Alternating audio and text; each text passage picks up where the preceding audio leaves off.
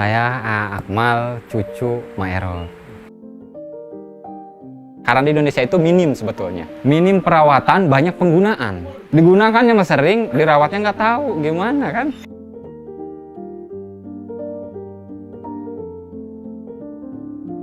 Istilah burung kecil jadi burung gede gitu. Itu kan udah relatif ya, apalagi di Indonesia itu kan rata-rata di bawah standar. Untuk tambah ukuran juga ya, tambah ukuran besarnya ataupun panjangnya, keras, kuat, tahan lamanya, menyembuhkan mani encer, ejakulasi dini, lemah syahwat, gejala impoten, sama kestabilan saraf di fungsi ereksi juga.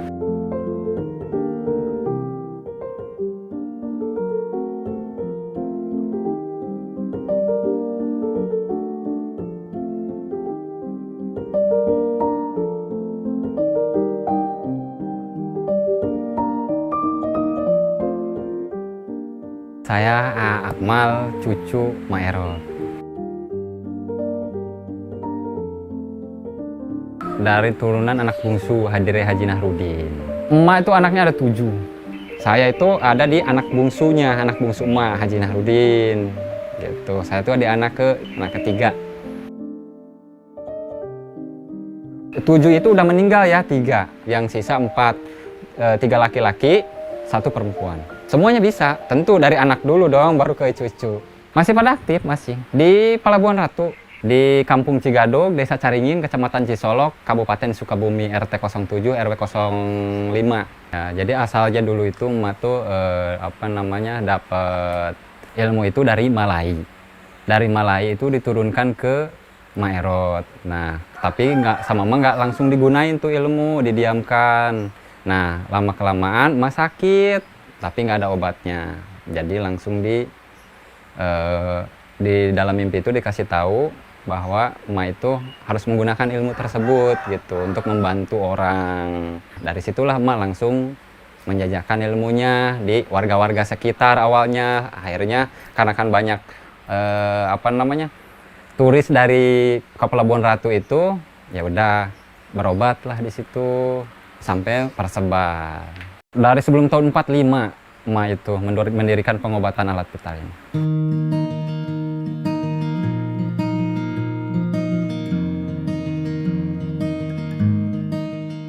Jadi bervariatif, jadi ada yang tadinya burungnya burungnya nggak bisa bangun gitu ya.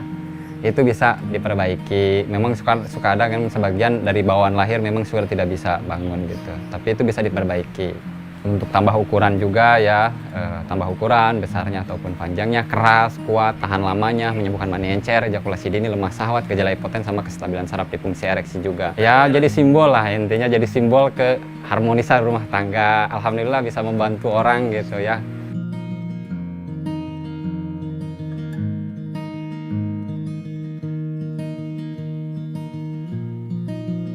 Tahun 2008 wafatnya di usia ke 130.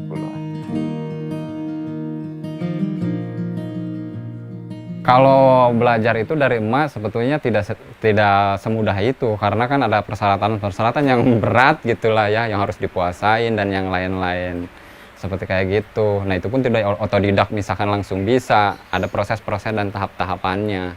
Nah itu saya mendampingi emak itu dari kecil sampai emak meninggal pun saya masih mendampingi emak gitu.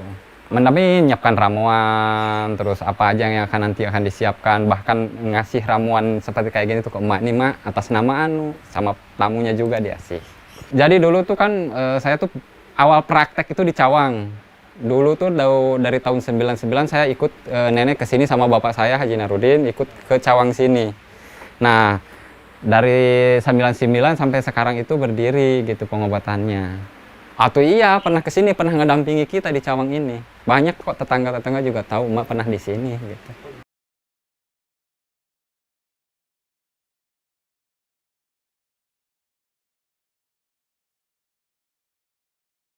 Atau iya pertama diurut, fungsi pengurutan itu kan untuk memperbaiki saraf, memperlancar pembuluh darahnya, mencari sulus simpul saraf yang bermasalah.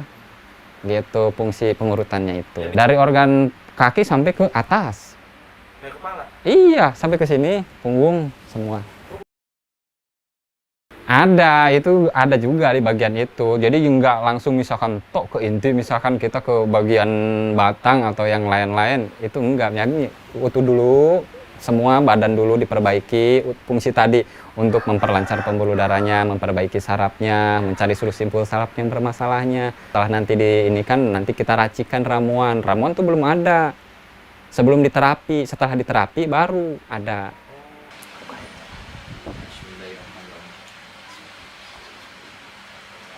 Ya, jadi kalau untuk ramuan bahan awalnya ini nanti menjadi ini ramuan. Nah, ini untuk diminum 3 hari. Selama 3 hari itu dilarang bersegema atau berhubungan. Nah, diminum 1 hari, 2 hari, 3 hari, dibagi 3 lah, kira-kira 200 ml. Nah, dilanjut lagi dengan penggunaan minyak. Ini penggunaan minyak setiap malam hari ya, yang minyak yang ini. Minyak yang ini. Ini untuk malam hari digunakannya. Setiap malam hari itu digunakan dengan cara diurut dari bawah dulu, atas, kanan, dan kirinya. Dilurus satu arah ke depan. Itu setiap malam ya, setiap mau tidur. Nah, kalau yang ini untuk contoh-contoh ukuran tadi yang diharapkan, misalkan dari contoh ukuran 15, ukuran bambunya 15 cm juga yang ini. Nanti ada lemang, isinya lemang dari di sini itu. Lemang. Nah, itu nanti dimakan, dihabiskan. Nah, sama lagi sama terong tadi. Terong ya, terong pancarasa nih yang ini. Terong pancarasa, terong satu ini banyak rasa. Pedas, manis, asin, ketir, pahit, semua ada di terong ini. Terong pancarasa yang ini yang dimaksud. Ini bagus untuk kesehatan, stamina, kekerasan di organ vital kita. Yang ini. Nah, kalau yang ini pilihan ukuran ya, contoh-contoh pilihan ukuran yang memang yang sesuai kebutuhan lah, seperti kayak gitu yang ini.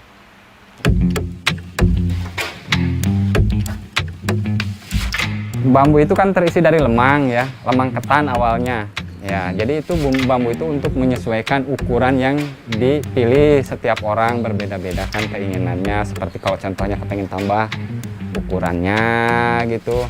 Nah, itu ada dipilih bambunya sesuai dengan kebutuhan.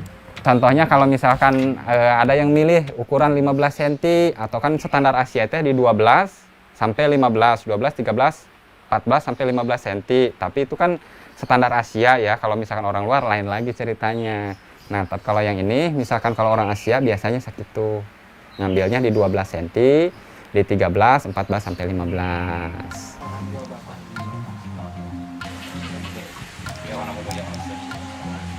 Sama persis seperti yang dipilih. Kalau misalkan ukurnya 12 cm, 12 cm nantinya.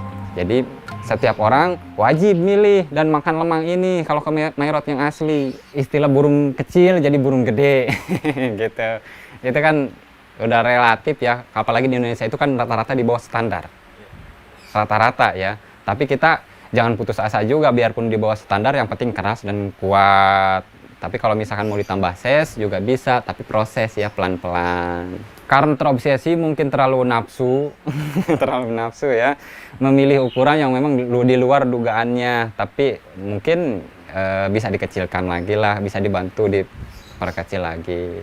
Tapi alangkah lebih bagus diinikan dulu sama pasangan agar bisa nyaman di dua belah pihak. Intinya jangan egois juga. Kita sebagai laki-laki misalkan menentukan aja ukuran, ya udah sesuai keinginan saya segini, belum tentu sama pasangan kita nyaman. Karena kan kesehatan laki-laki itu harus dijaga.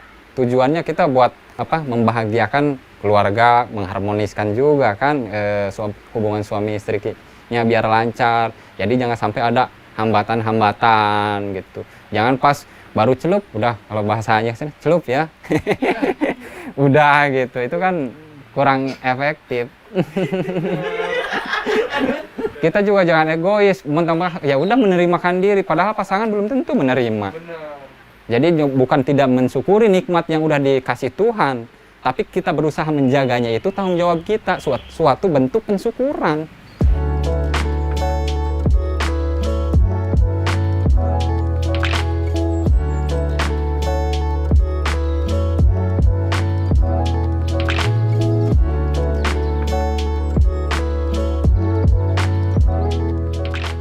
Pantangan yang pertama setelah pas di terapi gitu, setelah selesai penerapian itu pantangan selama 3 hari nggak boleh bersegema. Intinya untuk kenapa dilarang seperti kayak gitu, itu sebetulnya untuk memulihkan sarafnya setelah tadi diurut. Pantangan makanan ada 1 serai, 2 terong panjang, 3 pisang mas. Itu tiga-tiganya dalam kategori mentah ya. Apabila udah dimasak, direbus, dibakar, digoreng, boleh, silahkan aman. Efeknya akan, misalkan seberapa yang dimakan nanti akan menyusut.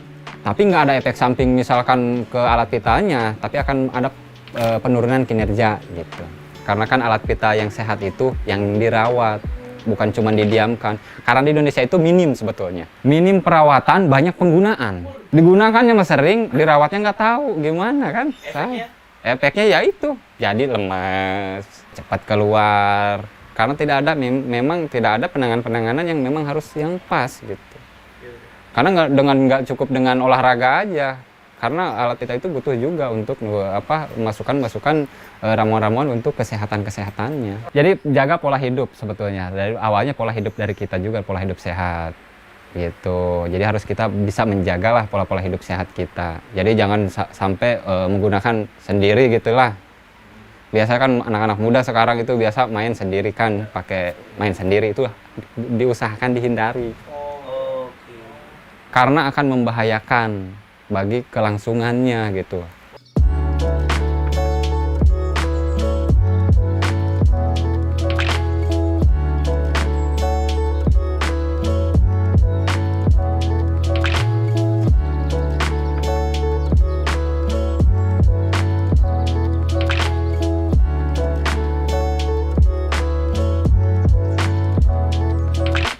Iya, jadi kata medis itu kan kita menggunakan suntik silikon. Pada dasarnya kita juga nggak menggunakan itu. Karena sedangkan saya juga mau mempertanyakan sebetulnya silikon itu siapa sih yang buat gitu. Kenapa kok bisa ada di orang tradisional gitu, di pengobatan tradisional yang menggunakan bahan itu. Padahal kan cairan kimia itu hanya medis. Dunia medis mungkin yang paham pembuatannya, cara pembikinan yang lain-lainnya gitu. Jadi kita terus terang tidak menggunakan bahan itu gitu. Kalau yang asli ya, pengobatan yang asli, kategorikan ini yang asli. Kalau yang abal-abal saya kurang tahu gitu. Alami, kalau di sini kita jamin alami, tradisional dari rempah-rempah, dari tumbuh-tumbuhan, dari akar-akaran, semua dipadukan. Dari 41 akar sebetulnya semuanya itu. Aman, selama ini kan kita udah hampir jutaan orang kita tangani, alhamdulillah aman gitu. Tanpa keluhan misalkan gini-gini setelah mengonsumsi ini, nggak ada, aman. Kan terdaftar juga di Dinas Kesehatan, aman.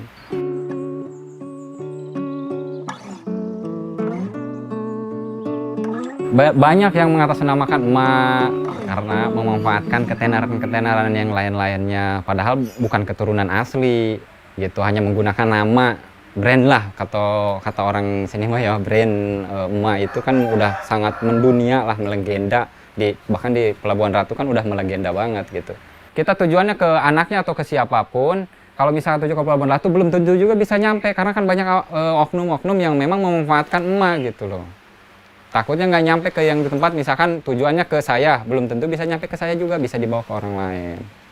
Jadi harus dipastikan, misalkan standby dulu di nomor, misalkan bisa kita hubungi saya, misalkan nanti saya arahkan, biarpun mau ke Pelabuhan Ratu silakan gitu. Nanti saya arahkan, Pak bisa melalui saya, nanti ada orang jemput, silakan ikutin orang itu, biar agar penanganan ke orang yang tepat gitu.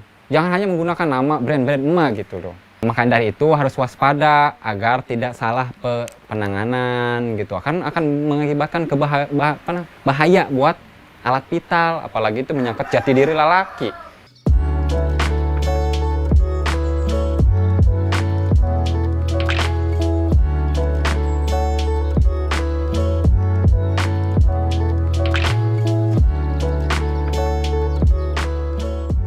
Buku pendaftaran tamu. Jadi formulir pendaftaran, setiap yang datang ke sini itu akan didata di sini. 2022. Nah, iya 3 buku. Full, di semua ini full. Udah daftar, bahkan udah ada yang penanganan sampai sini. Per hari tergantung Pak, ada sampai 10, sampai 15, bahkan sampai lebih. Buku ini harus dijaga sama saya, dijaga baik-baik karena kan banyak privasi orang yang ada di sini gitu. Jadi sangat-sangat saya menjaga privasi orang. Banyak dari Asia sampai mancanegara, alhamdulillah banyak. Dari Amerika, dari Brunei, Banyak itu, cuman kan privasi ya, itu dari anggota dewan, kepolisian, bahkan dari yang lain-lain pun banyak itu. Artis juga ada. Kebanyakan itu biasanya di masalah vitalitasnya, seperti cepat keluarnya, terus mudah lemes, itu umum biasanya, banyak kan seperti itu. Ada juga yang kepengen tambah sesnya gitu. Kalau misalkan untuk usia mah, yang tua pun kepengen tetap bugar dong. Ya kan? Yang udah misalkan usia 70 pun tetap harapannya kepengen bugar kan, seperti kayak gitu. Tapi kembali lagi, kalau untuk penyakit itu nggak memandang usia sih sebetulnya. Karena kan kebugaran itu nggak memandang, oh saya masih muda, 25 tahun misalkan, contoh seperti itu ya. Masih gagah, belum tentu. Kadang-kadang di usia 70, siapa tahu masih hebat dari yang 25 tahun tadi. Bisa kayak gitu. 89 tahun.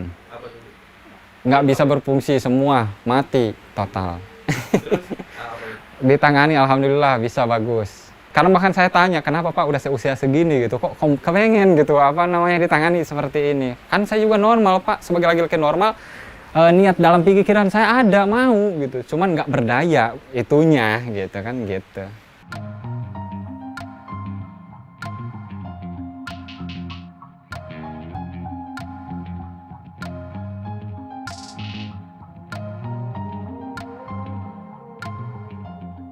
Kalau itu memang benar ada pematokan tarif, tapi nggak seberapa ini juga. Karena kan kalau untuk tarif sendiri itu tergantung dari menyesuaikan dengan kondisi kesehatan kita. Karena kan setiap orang itu punya kesehatan yang berbeda-beda gitu. Kalau misalkan dari mulai 900-an lah, 900 sampai 3,5-an. Harus menjaga kelestarian pengobatannya dengan cara tradisional dan obat-obatan yang memang udah disediakan dari emak sampai sekarang, kita tetap harus lestarikan, itu yang harus dijaga. Jadi ramuan-ramuan ini jangan keikut sama zaman gitu, tren zaman sekarang seperti menggunakan vakum dan yang lain-lain, itu nggak usah. Di pengobatan emak nggak seperti itu gitu. Dari emak langsung. Kita harus memperdalam, karena kan ilmu itu kan harus tetap diasah, ibarat pisau itu harus diasah, tapi dengan cara pemuasaan. Jadi kita harus tetap menjalankan pemuasaan itu. Tirakat lah ya? Tirakat lah kalau bahasa ininya mah gitu.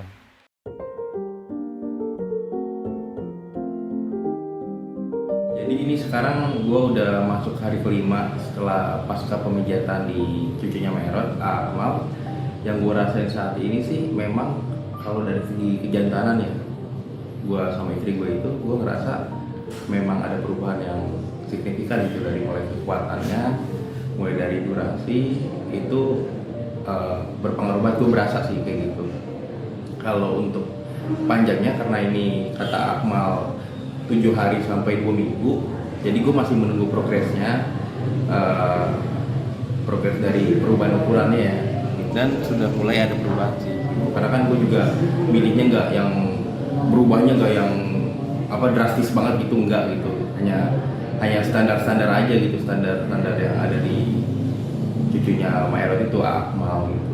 Tapi kalau dari segi kekuatan sih emang gue udah ngerasain sih valid banget kalau menurut gue ya.